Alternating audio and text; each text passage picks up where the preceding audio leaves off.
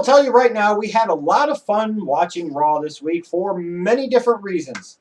But I think the first and most important, most significant reason that we had fun watching Raw, it all starts at the beginning. It all starts with one man.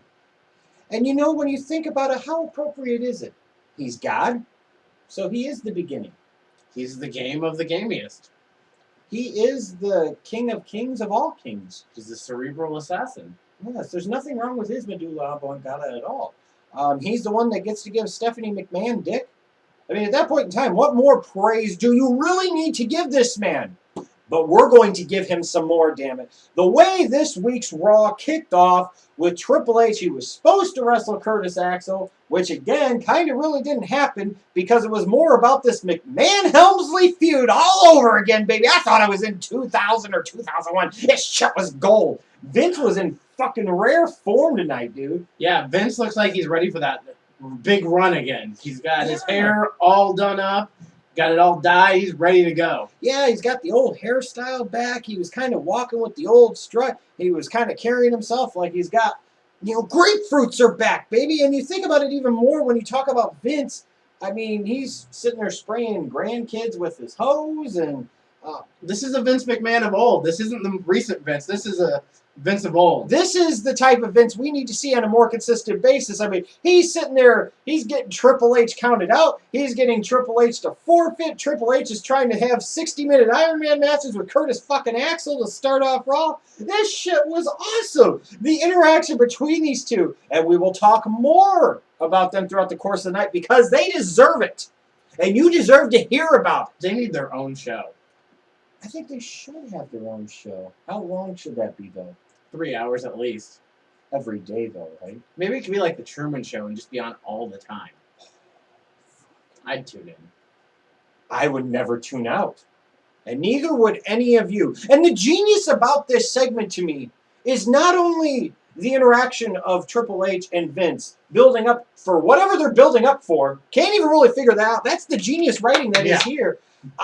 Even more importantly to me is the continual pushing of Curtis Axel. I mean, now he's winning matches via forfeits and disqualifications, and he's getting even less of the spotlight. You should be calling him something like Under the Radar or calling him the Sleuth because... The Invisible Kid? The Invisible Kid, something like that because, I mean, I have never seen a character that wins more matches and gets less attention for winning those big matches than Curtis Axel. And for that, I applaud the WWE because they are giving us something different and something unique. You push a young guy by having him win and then not following up on it and not mentioning it at all. So would those matches that Triple H had with Curtis Axel at the beginning and would every match Triple H has ever had with a younger guy, those technically be classified as buried alive matches? Oh, I think so. If he was coming up in today's WWE, would he be in the running for the gimmick called The Undertaker? Yeah, I think so. He should, instead of carrying around a sledgehammer, he should have been carrying around a shovel. It would seem more appropriate to his skill sets, and it would also seem to be a more effective weapon. I mean, how much damage are you really going to cause with a sledgehammer when you could be whacking people over the head and knocking them down off the top of the ladder with a shovel? Yeah. I completely agree with you. Yeah, exactly.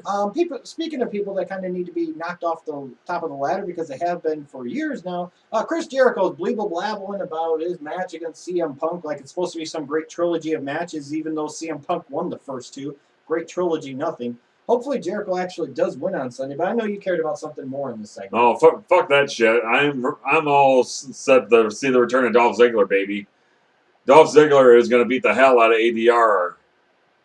So Miz won with a figure four leg lock, and Cody Rhodes tapped out in 5 seconds. Really? Wade Barrett's push as the IC champ? Not so much. Not going to care about it. But what I did care about? Curtis Axel's taking Fandango's spot. Curtis Axel's going to win the belt. I got so excited that I jumped on Twitter and started tweeting my friend Justin Bieber. I was kind of waiting for him to reply back, but he never did. Next week, Justin, you and me, we're boys. One of the major storylines heading into Raw this week was who was going to be Caitlin's secret crush. They had invested a lot of time in this on SmackDown and Raw, and if you're a fan of the Divas division, this has got to be kind of encouraging. This is the only reason I tuned into Raw this week, honestly.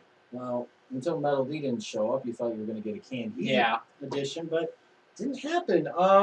But we were sitting here trying to rack our brains all week. Who was going to be Caitlyn's secret crush? There were a lot of speculation that maybe the Bellas were behind it, and they were kind of positioning it like they were going to maybe fuck with her. I thought maybe it could be Yoshitatsu.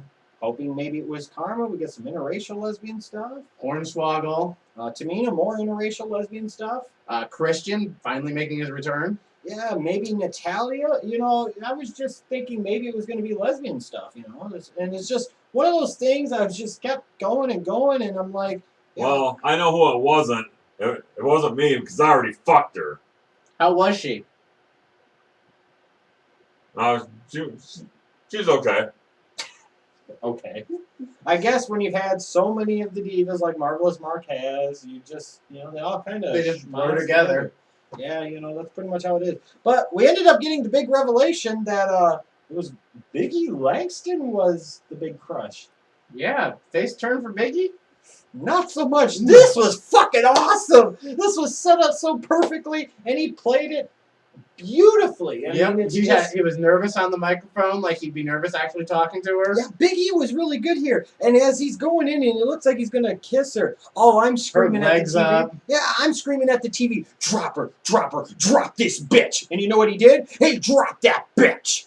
And then immediately afterwards, the segment got really stupid because AJ Lee had to come out. Girl can't act. She can't act. Promo skills, horrible. Character, stupid. But up to that point, this shit was really good. That's what I'm going to focus on. To me, this was a shining moment for Big E Langston. I thought he actually showed some potential babyface versatility. However, for some of you that are saying, he's going to be the new sexual chocolate, there's only one of those. And you know who that is. Apparently, Hardy's invested a lot of money into Raw tonight. I mean, there was a match. Yeah. The match between Damien Sandow and R-Truth was sponsored by Hardy's. I mean, we had some Hardy's here. Mark went out and got it, but a cat ate it. Yeah, the damn cat ate my cheeseburger. Do you think it's really a good image to have the bacon Angus thick burger sitting in front of Jerry the King Lawler, who just had a heart attack a little while ago? I mean, is that the image that they really want to put on TV? It's kind of like Homer Simpson eating a donut. It's torture for the guy. I have a question for you guys. If Triple H throws somebody into the turnbuckle, would that be classified as a coffin corner? Yes. Yeah. Oh, God, what I saw tonight. Oh, it was so fucking good. May have been the best thing I've seen ever. Oh, my God. Oh, all of us here saw that match. Daniel Bryan, Seth Rollins.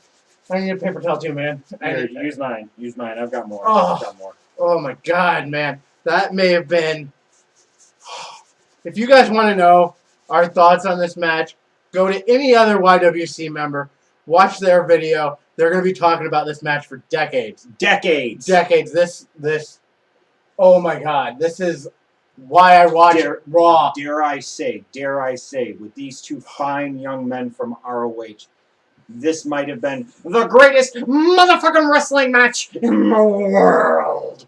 The great thing about having cable is during the commercials for Raw, you could go watch Scott Baio battle it out on Battle of the Network Stars. You can watch the Harlem Globetrotters. You can watch classic AWA wrestling, some classic UWF wrestling. Sometimes I look forward to the commercial breaks on Raw as much as anything because I know that's where I'm going to find some real entertainment. Isn't that right, Mark? Yeah, I was watching Vicky Guerrero eat on the WWE app. So that's why you got to get the WWE app so you can watch a cougar eat. Yes. That makes sense. If anybody noticed and was paying attention, which I'm sure you were, with all of these highfalutin shenanigans of Triple H and Vince McMahon dominating the landscape of Raw this week, as they should have, this should be building up to a WrestleMania main event match between the two of them. That's what it should be doing. You'll notice somebody else was too busy saving the main event of the show. And that, of course, would be Mr. Brad Maddox. The Maddox came through once again. He had the genius idea of having all the lumberjacks from this Sunday's pay-per-view out there for the main event segment, so that way Cena and Ryback would be kept apart. It's genius.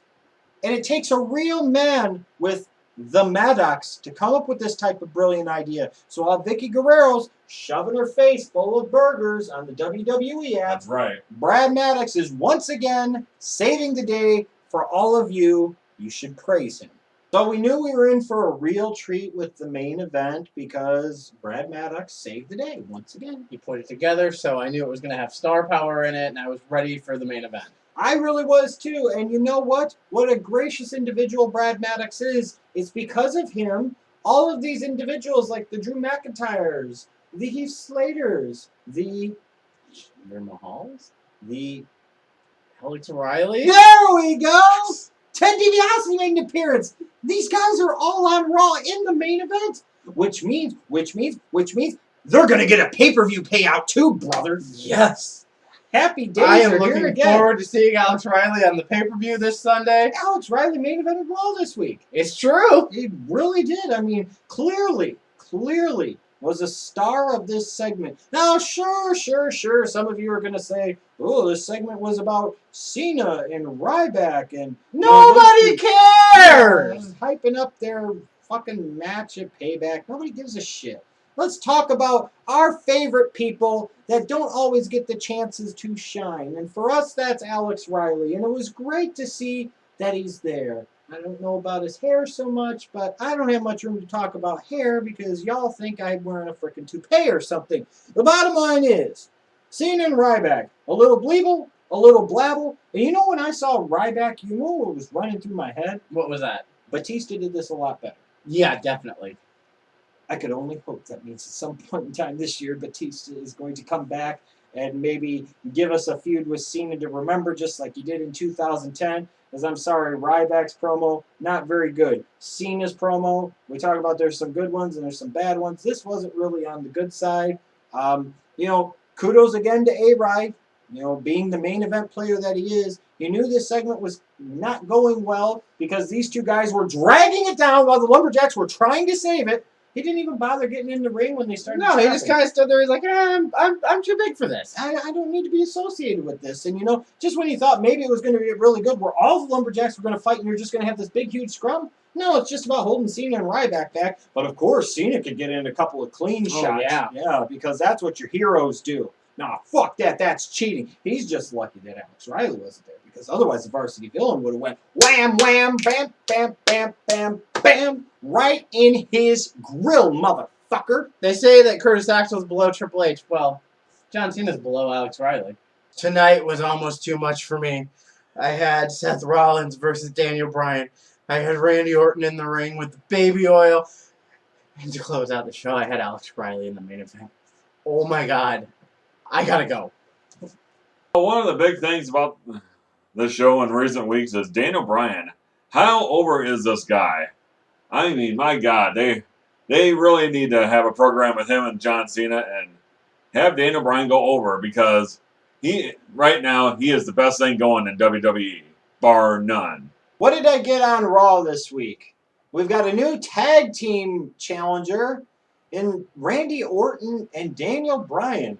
The Raging Goat Boners? Sounds like a good tag team name to me. We got Triple H and Vince McMahon feuding like it's 1999, 2000, and 2001. Glorious shit indeed. I had a lot of fun watching Raw this week. I had a lot of fun tweeting about Raw this week. Bottom line is, was this a great go-home show before the pay-per-view? Maybe. Maybe not. Did I have a lot of fun watching the show this week? You damn right I did.